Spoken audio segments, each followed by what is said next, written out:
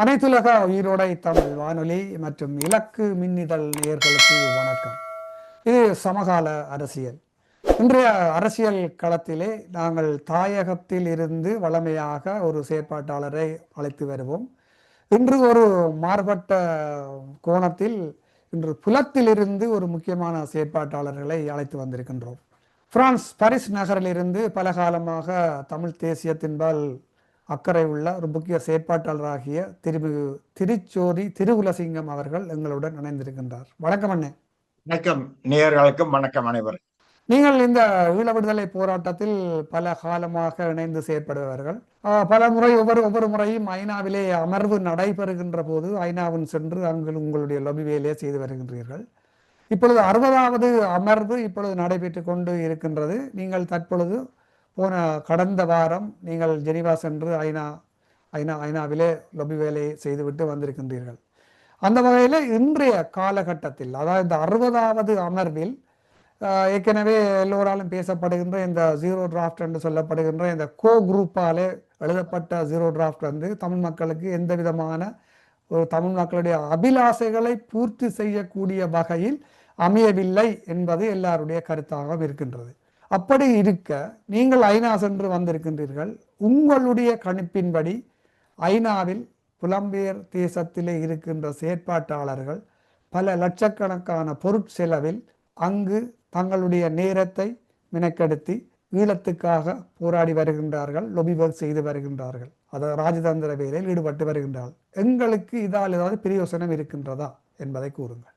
அடிப்படையில் எங்களுக்கு நடந்த இன அழிப்பு, மனித நேயங்களுக்கு எதிரான குற்றங்கள், மனித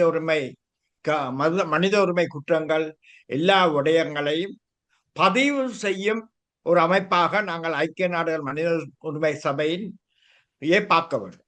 நாங்கள் எவ்வாறு அந்த சபையை பார்க்கின்றோம், எவ்வாறு அந்த சபையை நாங்கள் எங்கள் உரிமைக்காக பாவிக்க போகின்றோம் என்பதில்தான் இருக்கின்றது. நாங்கள் இதுவரை காலமும், அதாவது 2012 இருந்து ஐநா சபையில் பல வருடங்களாக, அதற்கு முன், அதாவது போருக்கு முன் கூட பல வருடங்களாக சாத்தியங்கள் எடுக்கப்பட்டு அது ரெக்கார்ட் பண்ணப்பட்டு இருந்தது. 2009 பின் இலங்கைக்கு சார்பாக ஒரு பிரேரணை வந்தது. இலங்கை பயங்கரவாதத்தை அழித்து விட்டது என்ற நோக்கத்துடன் ஒரு பிரேரணை வந்தது. அதன் பின் நாங்கள் எல்லோரும், புலம்பெயர் கட்டமைப்புகள், தாயகம் எல்லோரும் சேர்ந்து பல பிரேரணைகளை, தமிழ் தாயத்தில் நடக்கும் குற்றங்களை பதிவு செய்யும் முகமாக பல பிரேரணைகள் வந்தன. ஆனால் இன்று அந்த பிரேரணை நமக்கு ஏற்றதாக இல்லை. புது ஆட்சி வந்த பிறகு நாங்கள் ஒன்றை கவனித்துக் கொள்ள வேண்டும். ஒவ்வொரு பிரேரணை வரும்போது இலங்கையில் ஒரு ஆட்சி மாற்றம் நடக்கும். அந்த ஆட்சி மாற்றத்துக்கு ஏற்ற மாதிரி அங்கத்துவ நாடுகள் நடந்து கொள்வார்கள். ஆகவே நாங்கள் ஐநா மனித உரிமை சபை 2வது பேச்சு பார்க்க வேண்டும். ஒன்று, நாடுகளால் நடத்தப்பட்ட பிரேரணைகள், அதே நேரத்தில் எங்கள் பிரச்சனைகளை சாட்சியங்களாக பதிவு செய்யும் ஒரு சூழல். ஆகவே எங்கள் பிரச்சனையை அங்கே தொடர்ச்சியாக தமிழர்கள் பாதிக்கப்படுகின்றார்கள், ஒரு இன அழிப்புக்கு உள்ளாக்கப்படுகிறார்கள் பதிவை நாங்கள் தொடர்ந்து பதிவு செய்யும் ஒரு தளமாகத்தான் நாங்கள் பார்க்க வேண்டிய மொழியை, அதனூடாக எங்களுக்கு ஒரு அரசியல் தீர்வு வரும், ஒரு அரசியல் விடுதலை வரும் என்பதை நான் ஒரு காலமும் நாங்கள் எதிர்பார்த்ததில்லை. என்ற அந்த வரலாறை பார்க்க வேண்டும். அந்த பிரேரணைகள் வந்த வரலாறை பார்க்க வேண்டும். எந்த நாட்டுக்குரிய தீர்வும் அந்த சபையிலிருந்து வந்ததில்லை. ஆனால் அந்த சபையில் எடுக்கப்படும் சாத்தியங்கள், அறிக்கைகள், ரிப்போர்ட்டை வைத்துக் கொண்டு நாங்கள் வெளி உலகத்துடன் பயணிக்க வேண்டிய அவசியம் அங்கே இருக்கின்றது. இலங்கை தொடர்ச்சியாக இலங்கை அரசு குற்றம் செய்கின்ற என்பதை வலியுறுத்தும் சாத்தியங்கள் தான் அங்கே பதிவு செய்யப்படுகின்றன. சோ அந்த விஷயத்தில் 2 பிரிவாக பார்க்கின்றேன். ஒன்று, இந்த பிரேரணை எந்த காலத்திலும் எங்களுக்கு சார்பாக முழுமையாக வந்ததில்லை. சில விடயங்கள், சில தருணங்களில் நாங்களும் ஏதோ ஒரு நம்பிக்கையில் இது ஒரு படி என்று தொடர்ச்சியாக கூறிக்கொண்டிருக்கின்றோம். ஆனால் எங்களை ஒரு இனமாகவோ, ஒரு இனமே உள்ள மக்களாகவோ ஐநா இதுவரை கணக்கிடவே இல்லை என்றுதான் சொல்ல வேண்டும். இல்லை, இதுவரைக்கும் நீங்கள் ஒப்பிட்டு பார்த்தீர்கள்னு சொன்னால் இதுவரைக்கும் ஐநாவால் கொண்டு வரப்பட்ட பிரேரணைகள் எந்த பிரேரணைகளையும் கூட அதில் தமிழர்கள் என்ற ஒரு ஒரு வார்த்தை பிரயோகங்கள் உபயோகிக்கப்படவில்லை. இப்பொழுது நடைபெறுகின்ற இந்த 60வது அமர்வில் கூட நான் அங்கு அந்த ஐநாவிலே இப்பொழுது செயற்பட்டு வருகின்ற ஒரு சில செயற்பாட்டாளர்களுடன் பேசியிருந்தேன். அவர்கள் இந்த ஐக்கிய ராச்சியம் இந்த கோ குரூப்பில் இருக்கிற ஒரு அங்கத்தவ நாடு, ஐக்கிய ராச்சியத்துடன் பேசிய பொழுது அவர்கள் சொல்லி இருக்கின்றார்கள், இல்லை, நாங்கள் இப்பொழுது வந்த அரசாங்கத்துக்கு நாங்கள் ஒரு வாய்ப்பு அளிக்கத்தான் வேண்டும் என்று அவர்களால் எழுதப்பட்ட இந்த அறிக்கைக்கு ஒரு வக்காலத்து வாங்குற வகையில் பேசியிருக்கின்றார்கள். அதாவது தொடர்ச்சியாக நான் அதைத்தான் ஆரம்பத்தில் சொன்னேன்.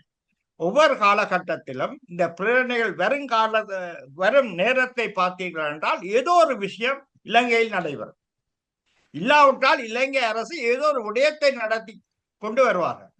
2015 ஆட்சி மாற்றம் ஏற்பட்ட போது தாங்கள் இந்த பிரேரணையுடன் ஒத்து ஓடுகின்றோம், இதை நாங்கள் கவனத்தில் எடுக்கின்றோம் என்ற கூறிய குறிப்பிட்ட காலம் 2015 2019 வரை இருந்தது.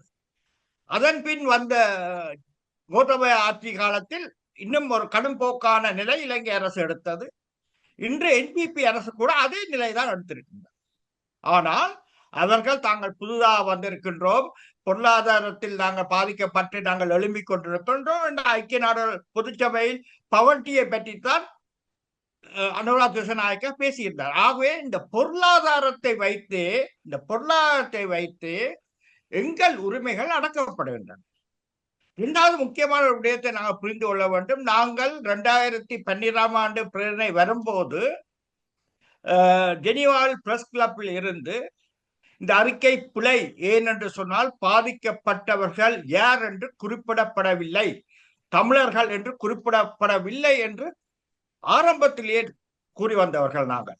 ஆகவே இன்று அந்த சூழல் தொடர்ச்சியாக நடைபெறுகின்றது. பாதிக்கப்பட்டவர்கள் யார், ஏன், எத்தினிக் என்ற ஒரு வார்த்தையை கூட அந்த ரெசல்யூஷன்ல இருந்து எடுத்து விட்டார்கள். ஆகவே இனமாக கூட அந்த இடத்தில் அது கருதப்படவில்லை. அது இன பிரச்சனை என்று கூட அது கருதப்படாத அளவுக்குத்தான் இன்று வர இருக்கும் ரெசல்யூஷன் இருக்க போகின்றது.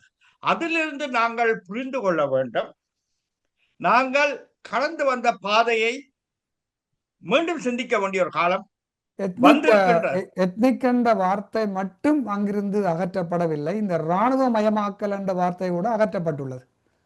அதைத்தான் சொல்லுகின்றேன். அதாவது இலங்கை அரசுக்கு முதல் எத்னிக் என்றது முக்கியம், அது இனம் என்று கருதப்பட, அதாவது பாதிக்கப்பட்ட இனங்கள் என்ற சொல்லாடல் தேவை. ஆனால் அதற்கு மேலாக இராணுவம், அதாவது இந்த ஃபுல் வைப் அவுட் ஆகத்தான் இதை செய்கின்றது. அதாவது பிரித்தானியா கூறுகின்றது, இதுக்கு வாக்கெடுப்புக்கு எங்களுக்கு ஆதரவு நாடுகள் தேவை, அதை நீங்கள் தேடி எடுக்க வேண்டும் என்று எங்கள் புலம்பெயர் அமைப்புகள், தாய மக்கள், தாய அரசியல் கட்சிகள் மேல் பாரத்தை போடுகின்றார்கள். உங்களிடம் இங்கே ஒரு குறிப்பிட்ட ஒரு கேள்வி ஒன்று கேட்க வேண்டி கடமை உள்ளேன். என்னன்னு சொன்னால், நாங்கள் ஐநா சபையையும் இந்த கோ குரூப்பையும் ஐநாவில் உள்ள அங்கத்தவ நாடுகளையும் குற்றம் கூறிக்கொண்டிருக்கின்றோம். ஐநாவிலே செயற்படுகின்ற தமிழ் செயற்பாட்டாளர்கள், தமிழ் அமைப்புகள் ஒற்றுமையுடன் ஒருமித்த குரலில் வேலை செய்கின்றார்களா, அல்லது ஒரு ராஜதந்திரியை சந்திக்கும் பொழுது ஒவ்வொருவரும் தங்களுக்கு ஏற்ற முறையில் ஒரு நிகழ்ச்சி நிரல்களை வைத்துக் கொண்டு சந்திக்கின்றார்களா என்ற கேள்வி ஒன்று இருக்கின்றது அல்லவா? அதாவது இது முக்கியமான, நீங்க சொன்ன விஷயம் முக்கியமான ஒரு விடயம். 2012-13 என்று நினைக்கின்றேன், அந்த காலப்பகுதியில் நாங்கள் ஐநா சபைக்கு போகும்போது நூற்றுக்கணக்கான தமிழர்கள், இந்த பிரேரணை காலப்பகுதியில் நூற்றுக்கணக்கான தமிழ் மக்கள் தாயத்திலிருந்தும் சர்வதேச நாடுகளிலிருந்தும் வந்திருப்பார்கள். ஆகவே நாங்கள் அங்கே குறிப்பிட்ட சில நபர்களிடம் கூறினேன், நாங்கள் இத்தனை பேர் பிரிவுகளாக இருந்து என்னத்தை செய்ய போகின்றோம், எங்களுக்கு தேவை 6 நிபுணத்துவம் வாய்ந்தவர்கள் அந்த இடத்தில், அந்த சபையில் பெர்மனண்டாக தொடர்ச்சியான செயற்பாடுகளில் இருந்தால்தான் அவர்களுக்கு உதவியாக இந்த பக்கத்தில் நாங்கள் வரும் இந்த 100 நபர்கள் உதவியாக இருப்போம். ஆனால் நாங்கள் 100 நபர்களாக 10 அமைப்புகளாக அந்த 10 அமைப்புகளாக நாங்கள் எந்த அளவுக்கு வெற்றி கண்டிருக்கின்றோம் என்றால், இன்றைய பிரேரணையின் அடிப்படையில் நாங்கள் பின்னடைவைத்தான் சந்தித்திருக்கின்றோம். இல்லை, இதுல ஒரு முக்கிய இன்னொரு கவலைக்குரிய விடயம் ஒன்று நான் இன்னொரு செயற்பாட்டாளருடன் பேசும் பொழுது அறிந்தேன். ஐநாவிலே இன்று ராஜதந்திர வேலை செய்யும் அனைத்து ஈழத்தமிழர்களுக்கு ஒரு ஒரு விடிவொன்று வர வேண்டும் என்பதுதான் எல்லோரும் வேலை செய்கின்றார்கள், நேர்மையாக வேலை செய்கின்றார்கள் என்றுதான் நினைக்கின்றேன். ஆனால் இந்த அமைப்புகளிடையே அங்கே ஐநாவிலே சந்திக்கும் பொழுது கூட ஏதோ தனிப்பட்ட கோபதாகம் போல் முகத்தை திருப்பி கொண்டு போகின்ற அளவுக்கு இருக்கின்றார்கள் என்று கூட கேள்விப்பட்டேன். அதைத்தான் நான் கூற வருகின்றேன். அதாவது நாங்கள் ஒரு தேசமாகவோ ஒரு தேசிய இனமாகவோ அங்கே இல்லை. அங்கே நாங்கள் அமைப்புகளாக பிரித்து நிற்கின்றோம். எங்கள் விடுதலை போராட்டம் என்பது ஒரு தேசத்துக்குரியது, ஒரு தேசிய மக்கள், அந்த தேசிய மக்களின் இறைமைக்குரியது. நாங்கள் இறைமையற்ற மக்களாக ஆக்கப்பட்டவர்கள், நாங்கள் இறைமை உள்ள மக்களாக வாழ்ந்தவர்கள். ஆனால் எங்கள் இறைமை பறிக்கப்பட்டு நாங்கள் இதை பழைய கதை என்று எல்லாரும் சொல்லுவார்கள். ஆனால் அதை நாங்கள் ஆராய வேண்டும். இந்த போராட்டம் இந்த இறைமைக்காகத்தான் இந்த போராட்டம் நடந்தது. தமிழர்கள் ஒரு தேசிய இனம், அந்த மண்ணில் அவர்கள் பூர்வீக குடிகள், அவர்கள் ஒரு தேசிய இனமாக அங்கீகரிக்கப்பட வேண்டும் என்பதுதான் போராட்டத்தின் அடிப்படை கோட்பாடாக இருந்தது. ஏன் வட்டுக்கோட்டை தீர்மானத்தை எடுத்தாலும் கூட இலங்கை அரசுக்குள் வாழ்ந்து கொண்டிருந்த அரசியல்வாதிகள் கடைசியா வட்டுக்கோட்டையில் வந்து தமிழீழம் என்ற ஒரு கோரிக்கை வைத்ததுக்கு காரணம் தமிழ் தேசியம், தமிழ் இனம் என்ற அந்த கோட்பாடு ஒன்றுக்காகத்தான். ஆனால் இன்று நாங்கள் செயல்படும் தாயத்தில் இருந்து கூட பலமுறை ஜோதிலிங்கம் அவர்கள் கூறியிருப்பார்கள், நாங்கள் ஒரு தேசியமாக செயல்பட வேண்டும், ஒரு தேசிய இனமாக செயல்பட வேண்டும். தேசிய இனமாக செயல்பட்டால்தான் எங்கள் சொல்லை சர்வதேசம் கேட்கும். நாங்கள் பல கோடி மக்கள் புலம்பெயர்ந்து வாழுகின்றோம். பல நூற்றுக்கணக்கான வாய்ப்புகள் எங்களை சுற்றி இருக்கின்றன. எல்லோரும் இந்த சிந்தனைக்குள் போயாக வேண்டிய கால சூழல் என்று. நாங்கள் ஒரு தேசிய இனம், எங்களுக்கான தேசிய உரிமை இருக்கின்றது. அதன் அடிப்படையில் தான் நாங்கள் இந்த போராட்டத்தை ஒன்றாக ஒரே குழுவாக செயல்பட வேண்டிய காலம் இருக்கின்றது. எல்லோரும் சொல்வார்கள், நாங்கள் ஆப்பிரிக்காவில் நாடுகளின் வாக்குகளை கைப்பற்ற வேண்டும், ஆசியாவில் நாடுகளின் வாக்குகளை கைப்பற்ற வேண்டும். ஆனால் இந்த பிரேரணையை கையாளுவது ஒரு வல்லரசு நாடு ஒன்று, பிரித்தானியா என்ற ஒரு வல்லரசு நாடு. இந்த வாக்குகளை தான் கொண்டு வரும் பிரேரணையை சரிப்படுத்துவதா இருந்தால் இந்த வாக்குகளை அவர்களாலேயே செய்ய முடியும். ஆனால் எல்லாவற்றையும் கடைசியாக கொண்டு வந்து எமது மக்களிடம் கையிலே எங்களுக்கு நாடுகளின் ஆதரவு இல்லை. அதற்காக சொல்லினேன், எங்களை ஒரு நாடாக பார்க்க வேண்டும் என்றால் நாங்கள் ஒரு நாடாக, ஒரு இனமாக நாங்கள் ஒன்றை புரிந்து கொள்ள வேண்டும். அதாவது காலனித்துவத்துக்கு முதல் நாங்கள் ஒரு நாடாக இருந்தவர்கள், போராட்டத்தில் நாங்கள் ஒரு டிஃபெக்டோ ஸ்டேட்டை உருவாக்கியவர்கள். அந்த டிஃபெக்டோ ஸ்டேட் ஒரு தேசமாக செயல்பட்டது, ஒரு தேசிய இனமாக செயல்பட்டது. ஆனால் 2009 பின், போரின் பின் இந்த கோட்பாடு சரியாக செயல்பட்டதா என்ற ஒரு கேள்வி இன்று இருக்கின்றது. ஆகவே ஒன்றும் தவறி போகவில்லை. இன்று எங்களிடம் எல்லாம் இருக்கின்றது. இளையோர் இருக்கின்றார்கள். பிரித்தானியா பற்றி கூறியிருந்தீர்கள். அந்த காலனித்துவ காலத்திலே பிரித்தானியர்கள் தாங்கள் விட்ட பிழையை, அதாவது இலங்கை சுதந்திரம் அடைந்து அவர்கள் பிரித்தானியர்கள் எப்பொழுது நாட்டை விட்டு வெளியேறும் பொழுது எங்களை ஒன்றிணைந்த இலங்கைக்குள் விட்டு சென்ற அந்த மாபெரும் பிழையை மறைப்பதற்காகத்தான் இன்றும் ஈழத்தமிழர்களுடைய இந்த அரசியல் அபிலாசைகளை பூர்த்தி செய்யாமல் நீர்த்து போக செய்கின்றார்கள் என்பதுதான் உண்மை. தேசிய போராட்ட காலத்திலே தேசிய தலைவர் நான் பெரிது நீ பெரிதென்றாமல் நாடு பெரிதென்று எல்லோரும் வேலை செய்யணும் என்று சொல்லி ஒரு வாக்கியத்தை சொல்லியிருந்தார். எல்லோருக்கும் நினைவிருக்கும், எல்லா செயற்பாட்டாளருக்கும் நினைவிருக்கும். ஆனால் இங்கு ஐநாவிலே வேலை செய்கின்ற ஒவ்வொரு தமிழ் செயற்பாட்டாளர்களும் தாயகம், தேசியம், தன்னாட்சி, எங்களுடைய சுயநிர்ணய உரிமை இந்த கோட்பாட்டை தாண்டி நான் பெரிது நீ பெரிதென்று வேலை செய்பபடியா தான் இன்று எங்களுடைய இந்த பிரச்சனை இந்த அளவுக்கு இழுபட்டு செல்கின்றதா? அதைத்தான் ஆரம்பத்தில் சொல்றேன், நாங்கள் எங்களை மீள் ஆய்வுக்கு உட்படுத்த வேண்டும். 2009 அது சாத்தியமா? எல்லாரும் ஒத்து வருவார்களா என்ற பெரிய கேள்விக்குறி உள்ளது அல்லவா? இது ஒரு முடியாது என்று சொல்ற ஒரு வார்த்தையை வைத்துக் கொண்டு நாங்கள் செயல்பட முடியாது. எல்லாம் முடியும். அதுக்கான இதுவரை காலம் 16 வருடங்களாக ஏற்பட்ட பிரச்சனைகளை ஆய்வு செய்து அதன் ஊடாக நாங்கள் பின்னடைவை அடைந்த மக்களாகத்தான் எல்லோரும் இருக்கின்றோம். மறுதளிக்க முடியாது. இந்த பிரேரணை ஊடாக நாங்கள் பின்னடைந்து தாயகத்திலும் பின்னடைவுகளை கண்டு கொண்டிருக்கின்றோம். உலகளாவிய அளவில் அந்த பின்னடைவுக்கு பாதுகாவலராக இருக்க வேண்டியது நாங்கள். 2008 மாவீரர் நாளை தொடர்ச்சியாக சொல்ல வேண்டிய தலைவர் சொன்னது தமிழரின் விடுதலையை, தமிழரின் பாதுகாப்பை, புலம்பெயர் மக்கள், உலக தமிழ் மக்கள், எங்களை எல்லோரும் தமிழராக அவர் பார்த்தார். நாங்கள் எல்லோரும் தமிழர்கள் என்ற கோட்பாட்டின் அடிப்படையில் இந்த தமிழர்கள் ஊடாகத்தான் தமிழருக்கான ஒரு தீர்வு கொண்டு வர முடியும் என்பதை அவர் எங்களுக்கு சொல்லிவிட்டு சென்றார். ஆனால் நாங்கள் என்ன செய்தோம் என்பதை நாங்கள் எல்லோருமாக ஆய்வுக்குட்படுத்த வேண்டும், நாங்கள் உட்பட. ஆகவே இந்த மீளாய்வு ஊடாக இனியாவது ஒரு கோட்பாட்டுக்கு நாங்கள் இந்த இன போராட்டத்தை ஒரு தமிழின பாதுகாப்பு போராட்டமாக சொன்னால் பாதுகாப்பு இல்லாமல் ஆக்கப்படுகிறது. இலங்கை அரசு, என்பிபி அரசு சாதுரியமாக இதில் நான் தாயத்தில் சில மீடியாக்கள் மேலும் குற்றம் சாட்டுகின்றேன். காரணம், என்பிபி அரசு எல்லா குற்றங்களையும் ரணில் போன்ற அரசியல்வாதிகள் மேல் போட்டுக் கொண்டிருக்கும் போது இதே என்பிபி பிரதிநிதிகளும் எங்கள் மீடியா நண்பர்கள் சரியான கேள்வி கேட்கின்றார்கள் என்பது இல்லை. தமிழ் அரசியல்வாதிகளிடம் நீங்கள் பிரிந்திருக்கிறீர்கள் என்று குற்றம் சாட்டுபவர்கள் இந்த என்பிபி அரசு ஒவ்வொரு முறையும் வந்து தாங்கள் ஏதோ பெரிய ஒரு மாற்றம் கொண்டு வந்ததாக ஒரு பிம்பத்தை உலகத்துக்கு காட்டிக்கொண்டு தாய மக்களுக்கும் காட்டிக்கொண்டு செயல்படும் போது அவர்களின் வரலாறு என்ன என்பதை தாயகத்தில் இருக்கும் பத்திரிகையாளர்கள் செய்ய வேண்டிய ஒரு செயல் திட்டம். பத்திரிகையாளரின் செயலே இதுதான். நாங்கள் இங்கே நீங்கள் எங்களை கேள்வி கேட்டால் எங்களுக்கு முரணான கேள்விகள், நாங்கள் செய்யும் பிழைகளைத்தான் நாங்கள் சுட்டிக்காட்டி அதில் இருந்து நாங்கள் நகர வேண்டும். ஆகவே இது ஒரு முக்கியமான காலகட்டம். இன்று உலகம் முழுக்க எங்களை சுற்றி வர போர்கள் நடந்து கொண்டிருக்கு.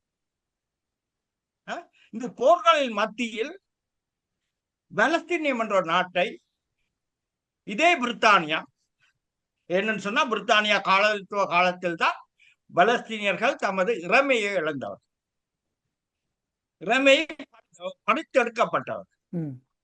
ஆனால் இதே பிரித்தானியா அவர்களின் இறைமையை ஏற்றுக்கொண்டு அவர்களின் நாட்டை வல்லரசு, அதாவது வேட்டோ வாக்குகளுட உள்ள 4 நாடுகள் ஏற்றுக்கொண்டிருக்கின்றன. பிரான்ஸ், பிரித்தானியா, ரஷ்யா, சைனா, அமெரிக்காவை தவிர.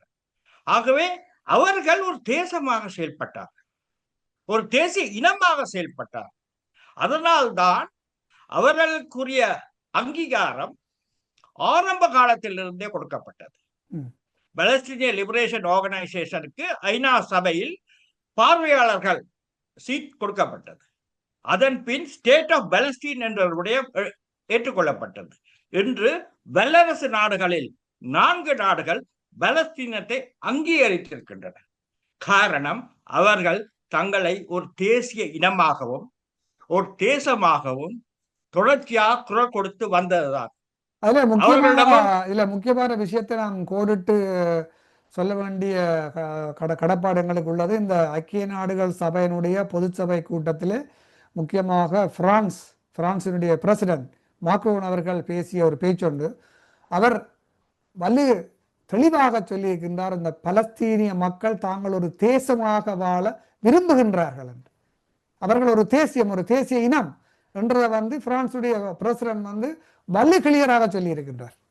இதைத்தான் நான் இந்த விடயங்கள் இருந்துதான் நாங்கள் பல விடயங்களை படித்துக் கொள்ள வேண்டும். ஆகவே நாங்கள் அமைப்புகளாக இருந்து கொள்ளலாம், எல்லோரும் அமைப்புகளாக தங்கள் அமைப்பை வளர்த்துக் கொள்ளலாம். ஆனால் தாயக விடுதலை என்று வரும்போது ஒரு தனி கோட்பாட்டுக்குள் எல்லோரும் வர வேண்டும்.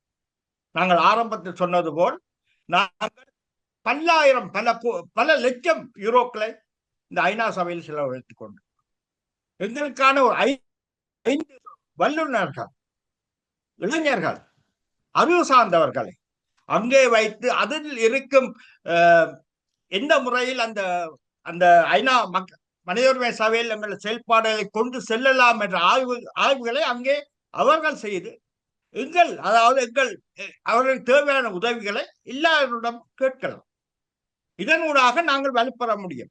இரண்டாவது விஷயம், நாங்கள் ஒரு இனப்படுகொலைக்குள்ளாகும் மக்கள், அழிக்கப்படும் மக்கள். இந்த அழிக்கப்படும் மக்களை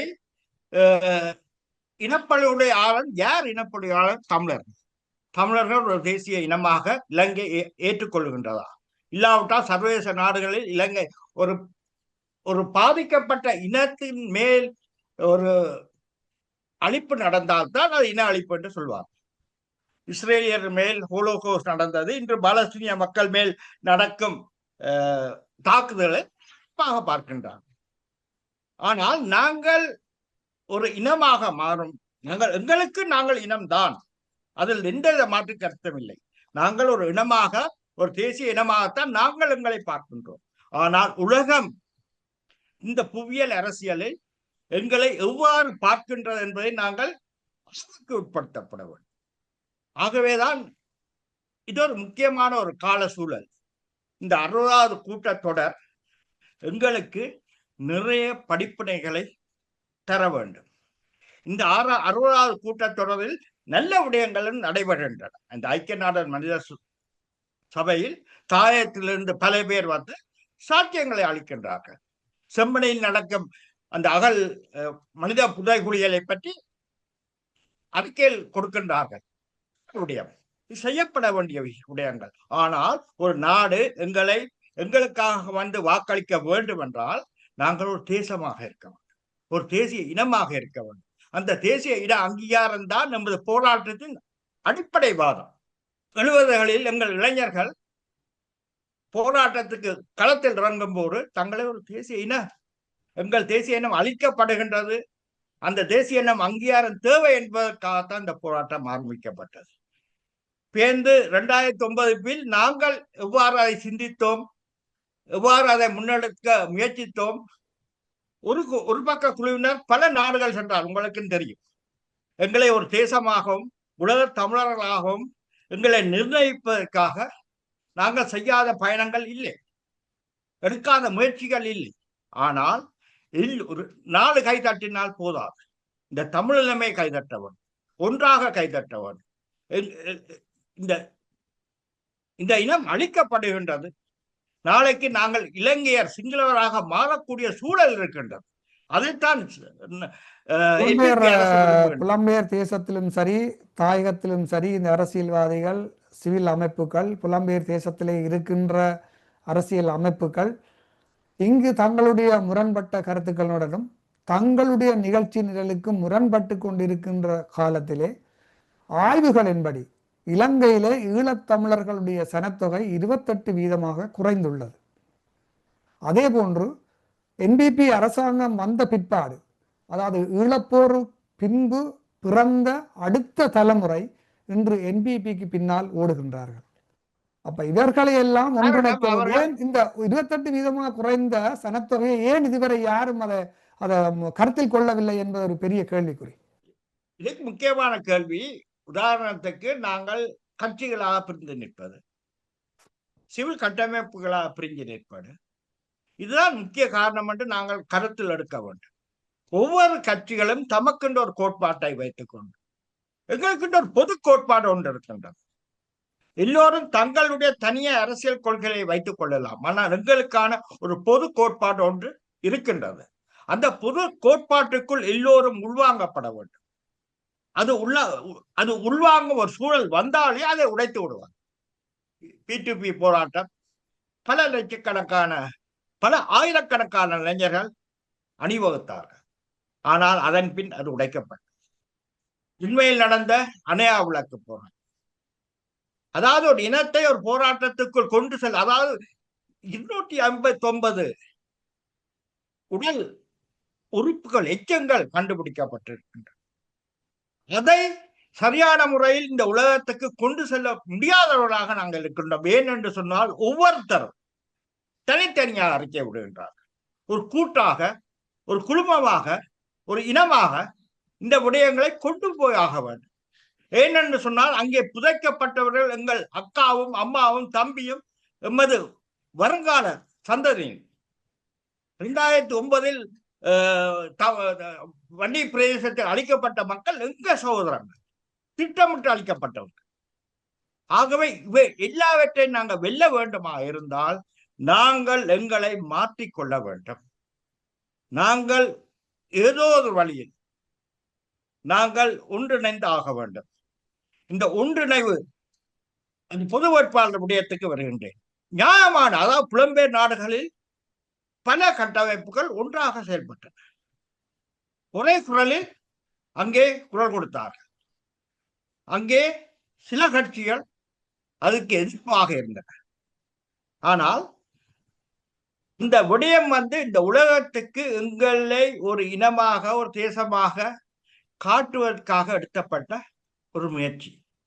இது தோல்வி என்று சொல்ல முடியாது.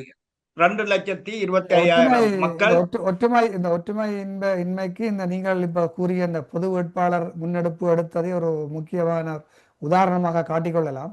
இந்த பொது வேட்பாளரை தாயத்தில் உள்ள அமைப்புகள் கொண்டு வந்த பொழுது சிங்கள வேட்பாளரை விட தமிழ் வேட்பாளரை அடித்து அடித்து அடித்து அவரை நீர்த்து போக செய்ததுதான் எங்களுடைய தமிழ் கட்சிகளுடைய ஒரு சில தமிழ் கட்சிகளுடைய வேலையாக கூட இருந்தது. ஆகவே எங்களுடைய பின்னடைவுக்கு மூல காரணம் யார் என்பதை நாங்கள் இனியாவது புரிந்து கொள்ளும். நாங்கள் சரியான மீண்டும், அதாவது ஒரு கட்டத்தில் திம்பு கோட்பாடுகள் என்று எல்லா ஆயுத குழுக்களும், எல்லா போராட்ட அமைப்புகளும், அரசியல் கட்சிகளும் எங்கள் அடிப்படை கோட்பாடுகளை முன்வைத்து இந்த போராட்டத்தின் படியாக வழியமைத்து தந்தார்கள், வட்டுக்கோட்டை தீர்மானத்துக்கு பின். ஆனால் 2009 பின் அந்த கோட்பாடுகளை நாங்கள் மறந்து விட்டோமா?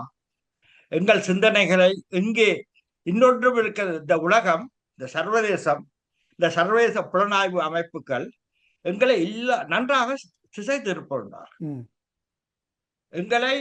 எங்களிடம் நம்பிக்கையை தந்து எங்களை திசை திருப்புகின்றார். இல்ல மடைமாற்றம் செய்யப்பட்ட வெள்ளம் அந்த திசை நோக்கி ஓடுமாம். அதே போன்றுதான் எங்களை மடைமாற்றம் பொழுது அவர்களுடைய செய்கின்ற அந்த திட்டத்துக்கு தக்க மாதிரி நாங்களும் எங்களுடைய திசையை மாறி ஓடிக்கொண்டிருக்கின்றோம்.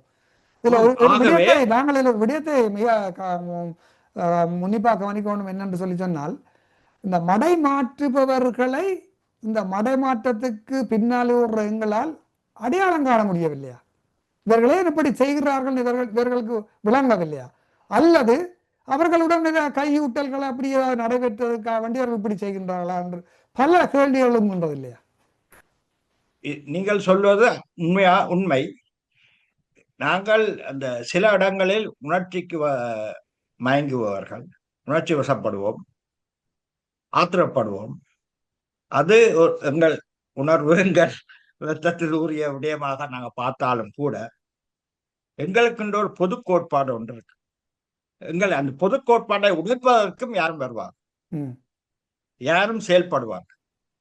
ஆகவே இன்று சொல்லக்கூடியது, இந்த ஐநா கூட்டத்தொடரில் எங்களுக்கு ஒரு பாரிய பின்னடைவு என்று நாங்கள் ஏற்றுக்கொள்ள வேண்டும்.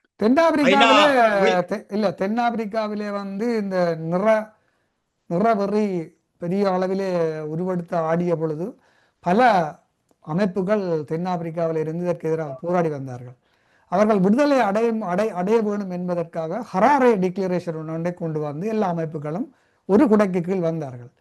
அது மாதிரியான ஒரு டிக்ளரேஷனோ அல்லது ஒரு தீர்மானத்தை ஏற்படுத்தி எல்லோருக்கும் பொதுவாக ஒரு எங்களுடைய வரைவுகளை போட்டு, ஏற்கனவே இந்த திம்பு பேச்சுவார்த்தையில் கூட சரியா வல்லு கிளியராக தாயகம், தேசியம், தன்னாட்சி, சுயநிர்ணய உரிமை எவ்வளவு விடயங்களும் உள்ளடக்கப்பட்டுள்ளது. உதாரணமாக நாங்கள் வட்டுக்கோட்டை தீர்மானத்தை, மற்றது திம்பு கோட்பாடு, இவைகளை எல்லாத்தையும் முன்னிலைப்படுத்தி இதனூடாக எல்லோருக்கும் பொதுவாக, எல்லா அமைப்புகளுக்கும் பொதுவாக ஒரு வரைகொண்டை ஏற்படுத்தி, ஏன் இந்த ஹராரே டிக்ளரேஷன் செய்தது போன்று ஈழத்தமிழர்கள் ஒரு மேடையில் சந்தித்து அவங்களுடைய தேசிய போராட்டத்தை முன்னெடுக்க முடியாது. இந்த Harare declaration one paper document செயல்முறைகளில் நாங்களும் ஈடுபட்டோம் என்பது உங்கள் எல்லோருக்கும் தெரியும். தாயத்தில் இருக்கும் கட்சிகள் அனைத்தும் தாயத்தில் சிவில் சொசைட்டி அமைப்புகள், ஃபாதர்மார், புலம்பெயர் கட்டமைப்புகள் பல சேர்ந்து அறவே டிக்ளரேஷனின் அடிப்படையில் ஒரு ஒரு சிந்தனையை வடிவத்தை கொடுக்க முயற்சிகள் நடந்த என்பது எல்லோருக்கும் தெரிந்திருக்கும், தெரியாமலும் இருக்கலாம். சில விடயங்களை நாங்கள் வெளிப்படையாக சொல்ல முடியாவிட்டாலும் அப்படியான ஒரு நிகழ்ச்சி, அப்படியான ஒரு முயற்சி நடைபெற்றது. ஆனால் கடைசியில் அதை சில நாடுகள் தான் சிதறடித்தது. சில நாடுகள், வாய்விட்டு சொல்ல வேண்டிய அவசியம் இல்லை, சில நாடுகள் தான் சிதறடித்தது. அந்த நாடுகளோடு இறங்கி செயல்பட்ட சில தமிழ் கட்டமைப்புகளும் ஒரு தமிழ் கட்சியும் இதற்கு உடந்தையா இருந்தது என்பதை நாங்கள் புரிந்து கொள்ள வேண்டும். ஆனால் நீங்கள் சொன்னது போல் அதே மாதிரியான ஒரு சூழலை நாங்கள் மீண்டும் உருவாக்க வேண்டும் தமிழர்களாக. அதாவது தென்னாப்பிரிக்காவில் மொசாம்பிக் நகரத்தில், மொசாம்பிக் என்ற நாட்டில் தென்னாப்பிரிக்க அரசியல் கட்சிகள், போராட்ட குழுக்கள் எல்லோரும் ஒன்றாக சேர்ந்துதான் இந்த ஹராரே டிக்ளரேஷனை, ஒரு பொது சிந்தனையை கொண்டு வந்தார். எங்களுக்கும் ஒரு பொது கோட்பாடு ஏற்கனவே இருக்கின்றது.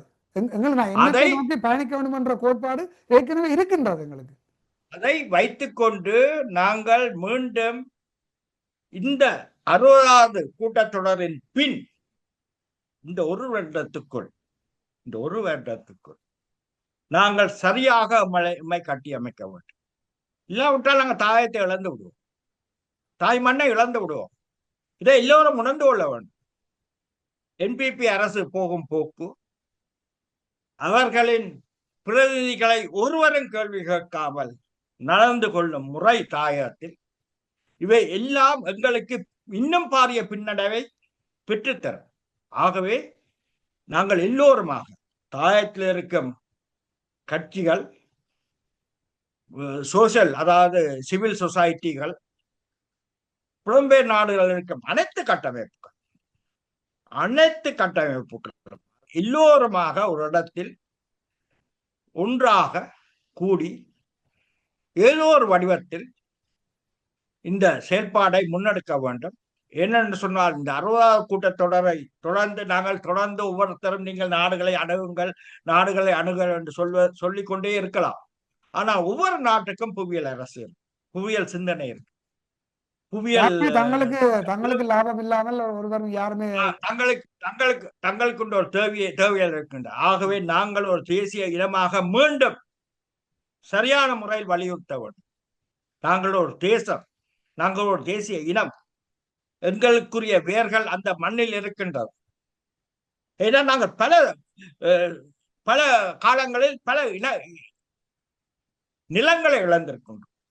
இன்று நீங்கள் ஐநாவிலே வந்து 60வது கூட்டத்தொடரிலே போய் அங்கு டிப்ளமேட்டை சந்தித்து நீங்க வேற எது கொண்டிருக்கின்ற காலத்தில் தான் என்பிபி அரசும் ஆட்சிக்கு வந்த பிற்பாடு கூட போராட்ட காலங்களிலே தமிழ் மக்களிடமிருந்து இராணுவத்தால் பறிக்கப்பட்ட நிலங்கள் தற்பொழுது பன்னாட்டு நிறுவனங்களுக்கு வழங்கப்பட்டு கொண்டிருக்கிறது. தெரியுமா உங்களுக்கு?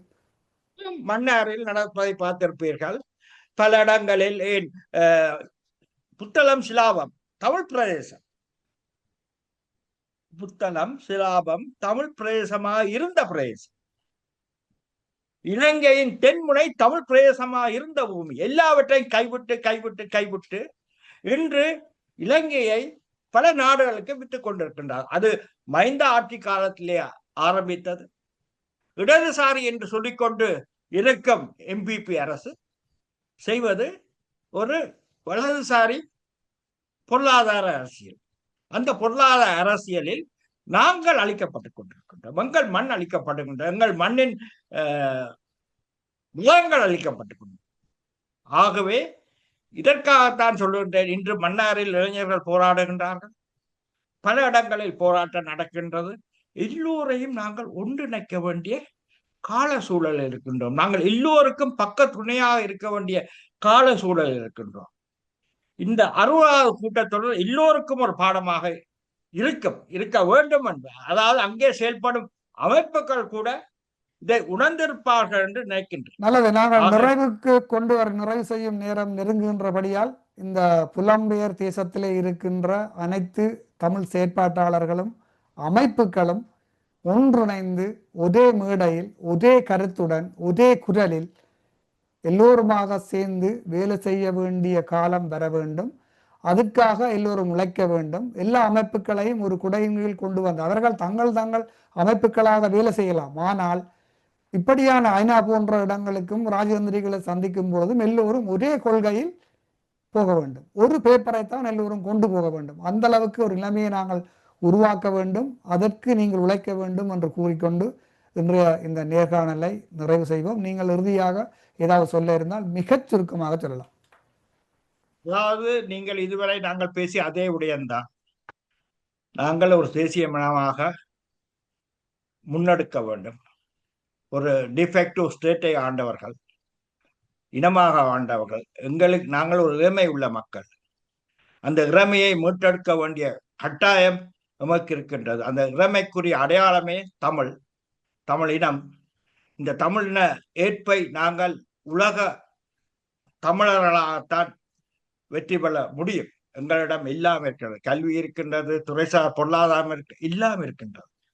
இந்த கோட்பாட்டுக்குள் நாங்கள் ஒன்றாக வேண்டும் என்பதை கூறிக்கொண்டு இந்த சந்தர்ப்பத்தை தந்ததற்கு நன்றி கூடி விடைபெற்றுக் கொள்கின்றேன். நன்றி, வணக்கம். நன்றி, வணக்கம். எமது பார்வையாளர்களுக்கு வணக்கம். மக்களின் குரலாய் ஓங்கி ஒலிக்கும் இலக்கு மின்னிதழ் மற்றும் உயிரோடை தமிழ் வானொலி ஆகிய இவ்விரு ஊடகங்களும் உங்களைப் போன்ற எமது நேயர்கள் நண்பர்களின் ஆதரவிலேயே இயங்கி வருகின்றன. மிக குறைந்த வளங்களுடன் பல இடர்கள் மற்றும் தடைகளை தாண்டி பயணிக்கும் எமது ஊடகங்களின் பணிகள் மேலும் வளர உங்களால் முடிந்த நிதியுதவியை வழங்கி இன்னும் காத்திரமான செயற்பாடுகளை முன்னெடுக்க உதவுமாறு மிகவும் பணிவன்புடன் வேண்டி நிற்கின்றோம். உங்கள் பங்களிப்பு உங்களின் உரிமை குரலாய் ஓங்கி ஒலிக்கும். நன்றி.